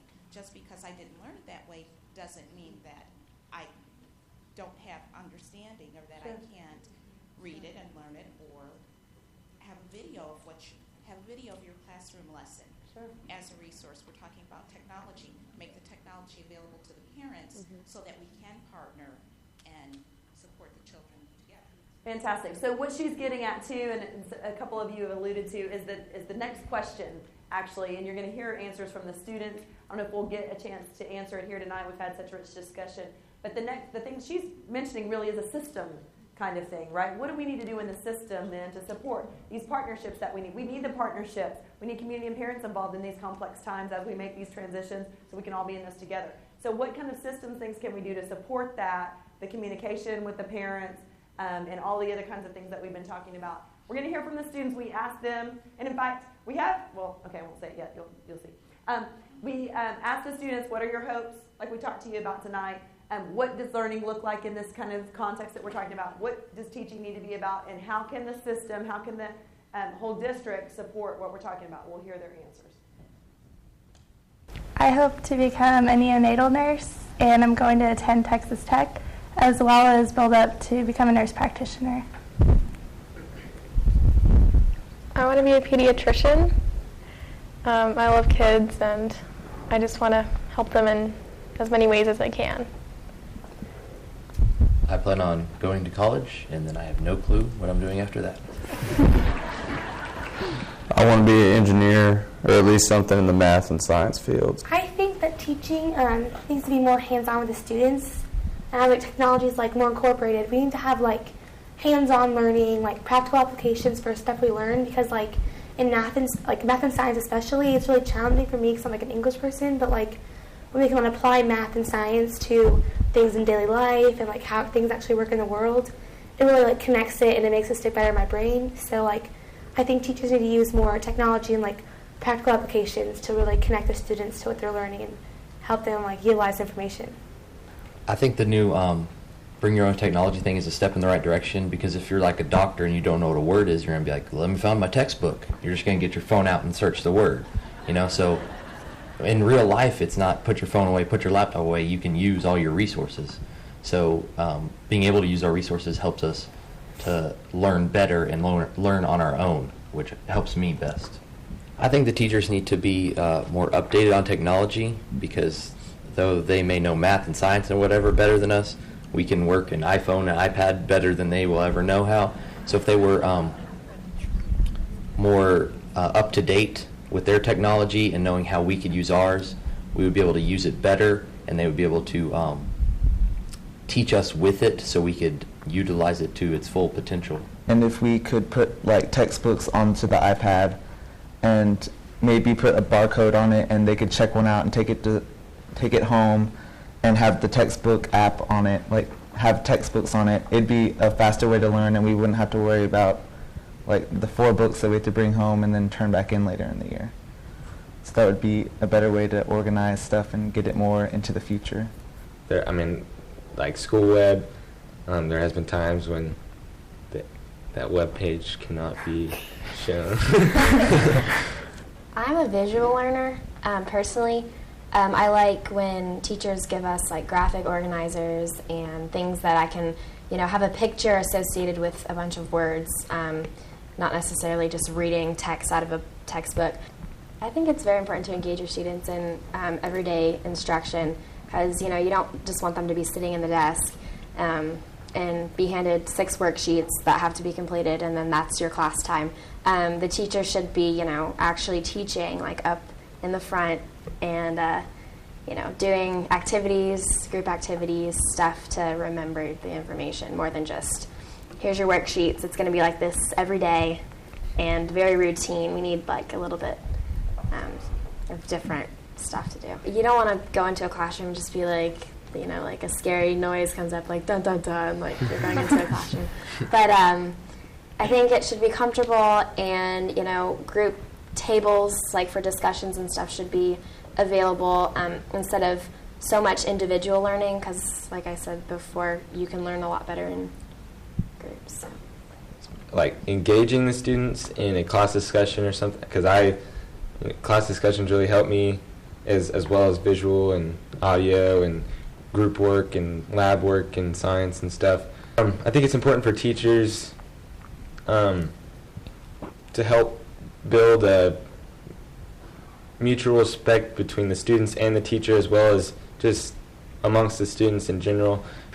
It's just kind of, all right, I can do the math here, but like, what is this? And I got an AP test in May, so I'm really trying to understand what's going on before we move on to the next thing. So being able to work in an actual lab with the materials that we're learning about, hands-on with my peers, and just being able to comfortably talk about it with the teacher and other students really helps me.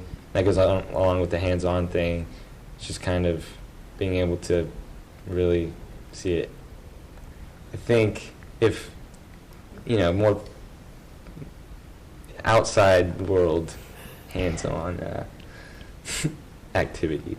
I think as far as the school district being run better for our education, it's a whole generation gap thing again, because they grew up different than we did, so they learned different. Like, they didn't have video games and all that stuff, and the higher-ups are normally older, and they grew up in a different time, and they weren't exposed as much. And with TV and everything bad and different now, we just learn different, and I think they really need to study and figure that out, that we're not just like them. We didn't go out and play when we were bored when we were little. We played video games, so it's a generation thing.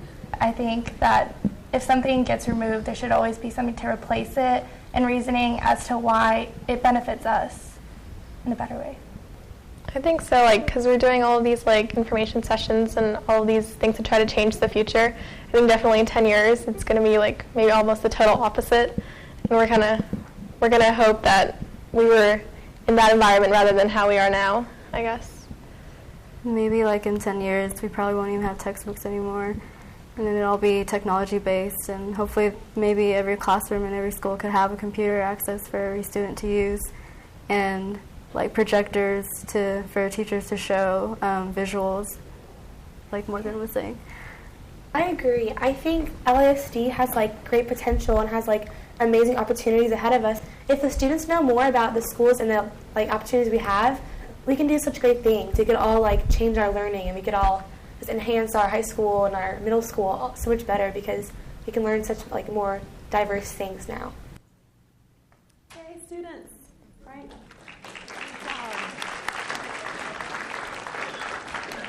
So if you hadn't noticed, by the way, we have two of the rock stars right here. Do y'all stand up for us? Yay! Thank you. So it's just great to hear their perspective. And again, we want more and more of that. And we're so glad to have the students' perspective here with us tonight. So it is also neat to hear just how a lot of what you all have said are some of the same things they were sharing. So there is apparently a generation gap, but not too bad. we're kind of on the same wavelength on some things. So Ken Robinson says we should strip education back down to its essence, get rid of everything that's detracting. We actually heard that from one of our students on that video, that let's not add anything back that would detract from what we're trying to get done. And we've heard that from some of you tonight. What can we take away? So that's another question to be thinking about. It's a question that we're asking actually online on the survey that we're not going to get to tonight. But what do we need to take away? What do we need to get rid of that's maybe limiting us? And we've heard some of it tonight. We've heard from some of you about some of those things tonight. So how do we need to transform the system? What do we need to take away besides making sure that they study up and figure out how to support all of this? How do we fix that? How do we take things away? And then also the other question I posed to you earlier, how do we measure schools in a way that's effective, that gives us good information instead of just measuring the things that are easy to measure? How do we measure the things that we actually value, that we want to know more about with students? So those are the things that we want to continue to have a conversation about, including the things we talked about tonight. You have a great opportunity. Yeah, this is that. If Rhett Van Winkle woke up today, the only thing he would recognize is school, right? So everything else is changing, like we've been talking about. So we want to, and we have the opportunity, and it's just a fantastic opportunity. I'm privileged to be able to facilitate it with you and hear and watch where you go with this. But you have the opportunity to really make Education 3.0 happen here in Louisville, to become a model for the rest of the nation that's also trying to figure it out right now. And so I'm excited based on and just very much encouraged so much by everything that we've been hearing here that we're going to come up with a great solution, and it's going to happen here. I can feel it. So this is the Vision for Texas I was telling you about earlier, and the website you can go to if you want to learn more about that visioning network that I was mentioning that Dr. Waddell has been a part of, and they've just done some great work and really spent a considerable amount of time and effort in that venture and are still working together. They now have a North Texas Regional Consortium in addition to that they're working with superintendents around this area. This is our process. I want to give you just a little bit more about our process.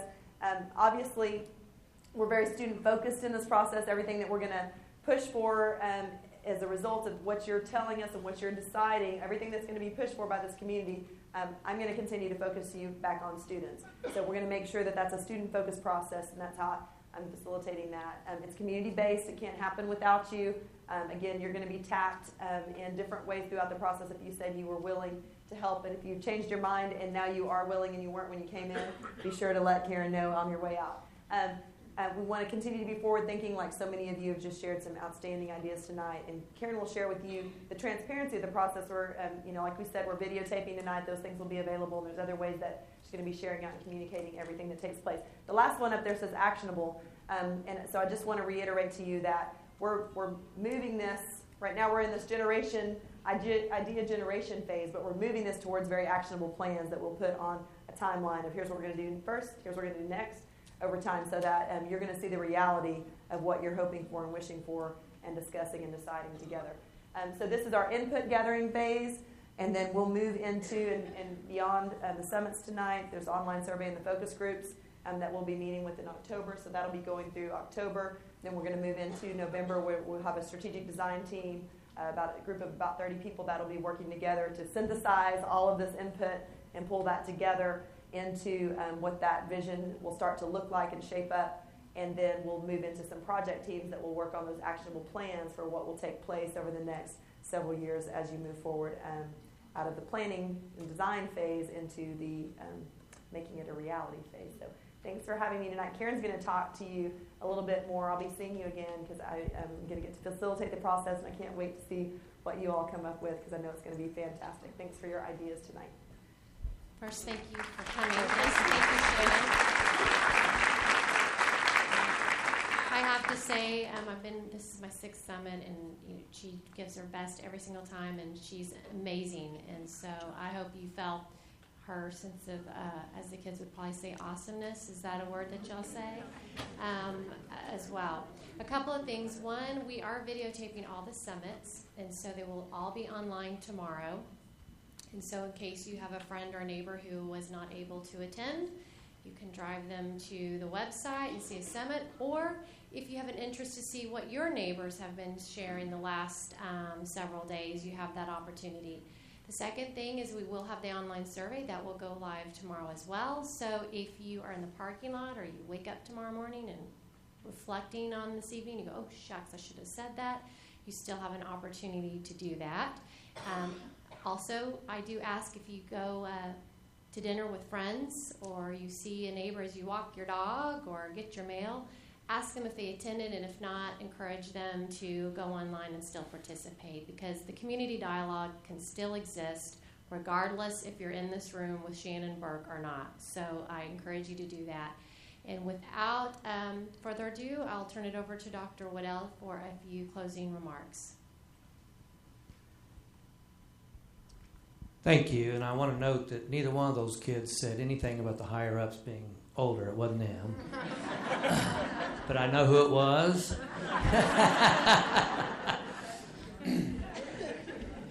But I am studying up as much as I can. This is the last of the summit meetings, and they've been for me, they've been great experiences. And, I think it's someone in my role and doing these kinds of things. In a way, it's a little risky. You can't help it. I have a faith in opening things up to the people, but you're still a person, and it's a big deal, and you never know what's going to happen. You have to rely on your faith to believe it'll be good, and it has been. When you have many people coming together to talk, there's different views and opinions that are going to be expressed, but that's what you're wanting. But it's been amazing, though, the consensus that we've heard over 6 meetings. And as Ms. Burke noted, the consensus between the students and the people in this room tonight, there's been consensus across the meetings. Many things to think about. I think one thing that occurred to me tonight, Mr. Taggart was talking about, we need to not just be the experts all the time and get out of the way of the kids and let them do some stuff and not feel like we have to be the ones with all the answers and controlling everything. And I was thinking, what's the analogy between that and this? It's kind of the same thing. In some respects, my colleagues and I are like the teachers or the principals of the schools. When it comes to the community, it's the same thing to say to the students. Can you ask questions? Can you take responsibility for your learning? Can you reach a higher level of expectation? Can you do more than you've done before, and maybe more being in that box? The same thing can be said in terms of the process of designing the schools at a community level that we need. It's the same deal. In a way, we're kind of stepping aside and saying, okay, we're going to trust you. And we believe that you can reach that higher level, and we can design something that maybe has never been before, and it'll be better for these guys. I have an implicit belief and faith that when good people come together for a good reason, they accomplish good things. And so I want to thank you for that. It's going to take a while. And, the only things that are totally clean is when one person does it all by themselves in a box. But that's not what democracy is. And so it won't be totally clean. There'll be some messiness. But if we work together in good faith, we'll come out with something great for these guys here and the others in our system and those who've been following them. So thank you for taking the time. Thank you for taking this seriously. I appreciate it very much.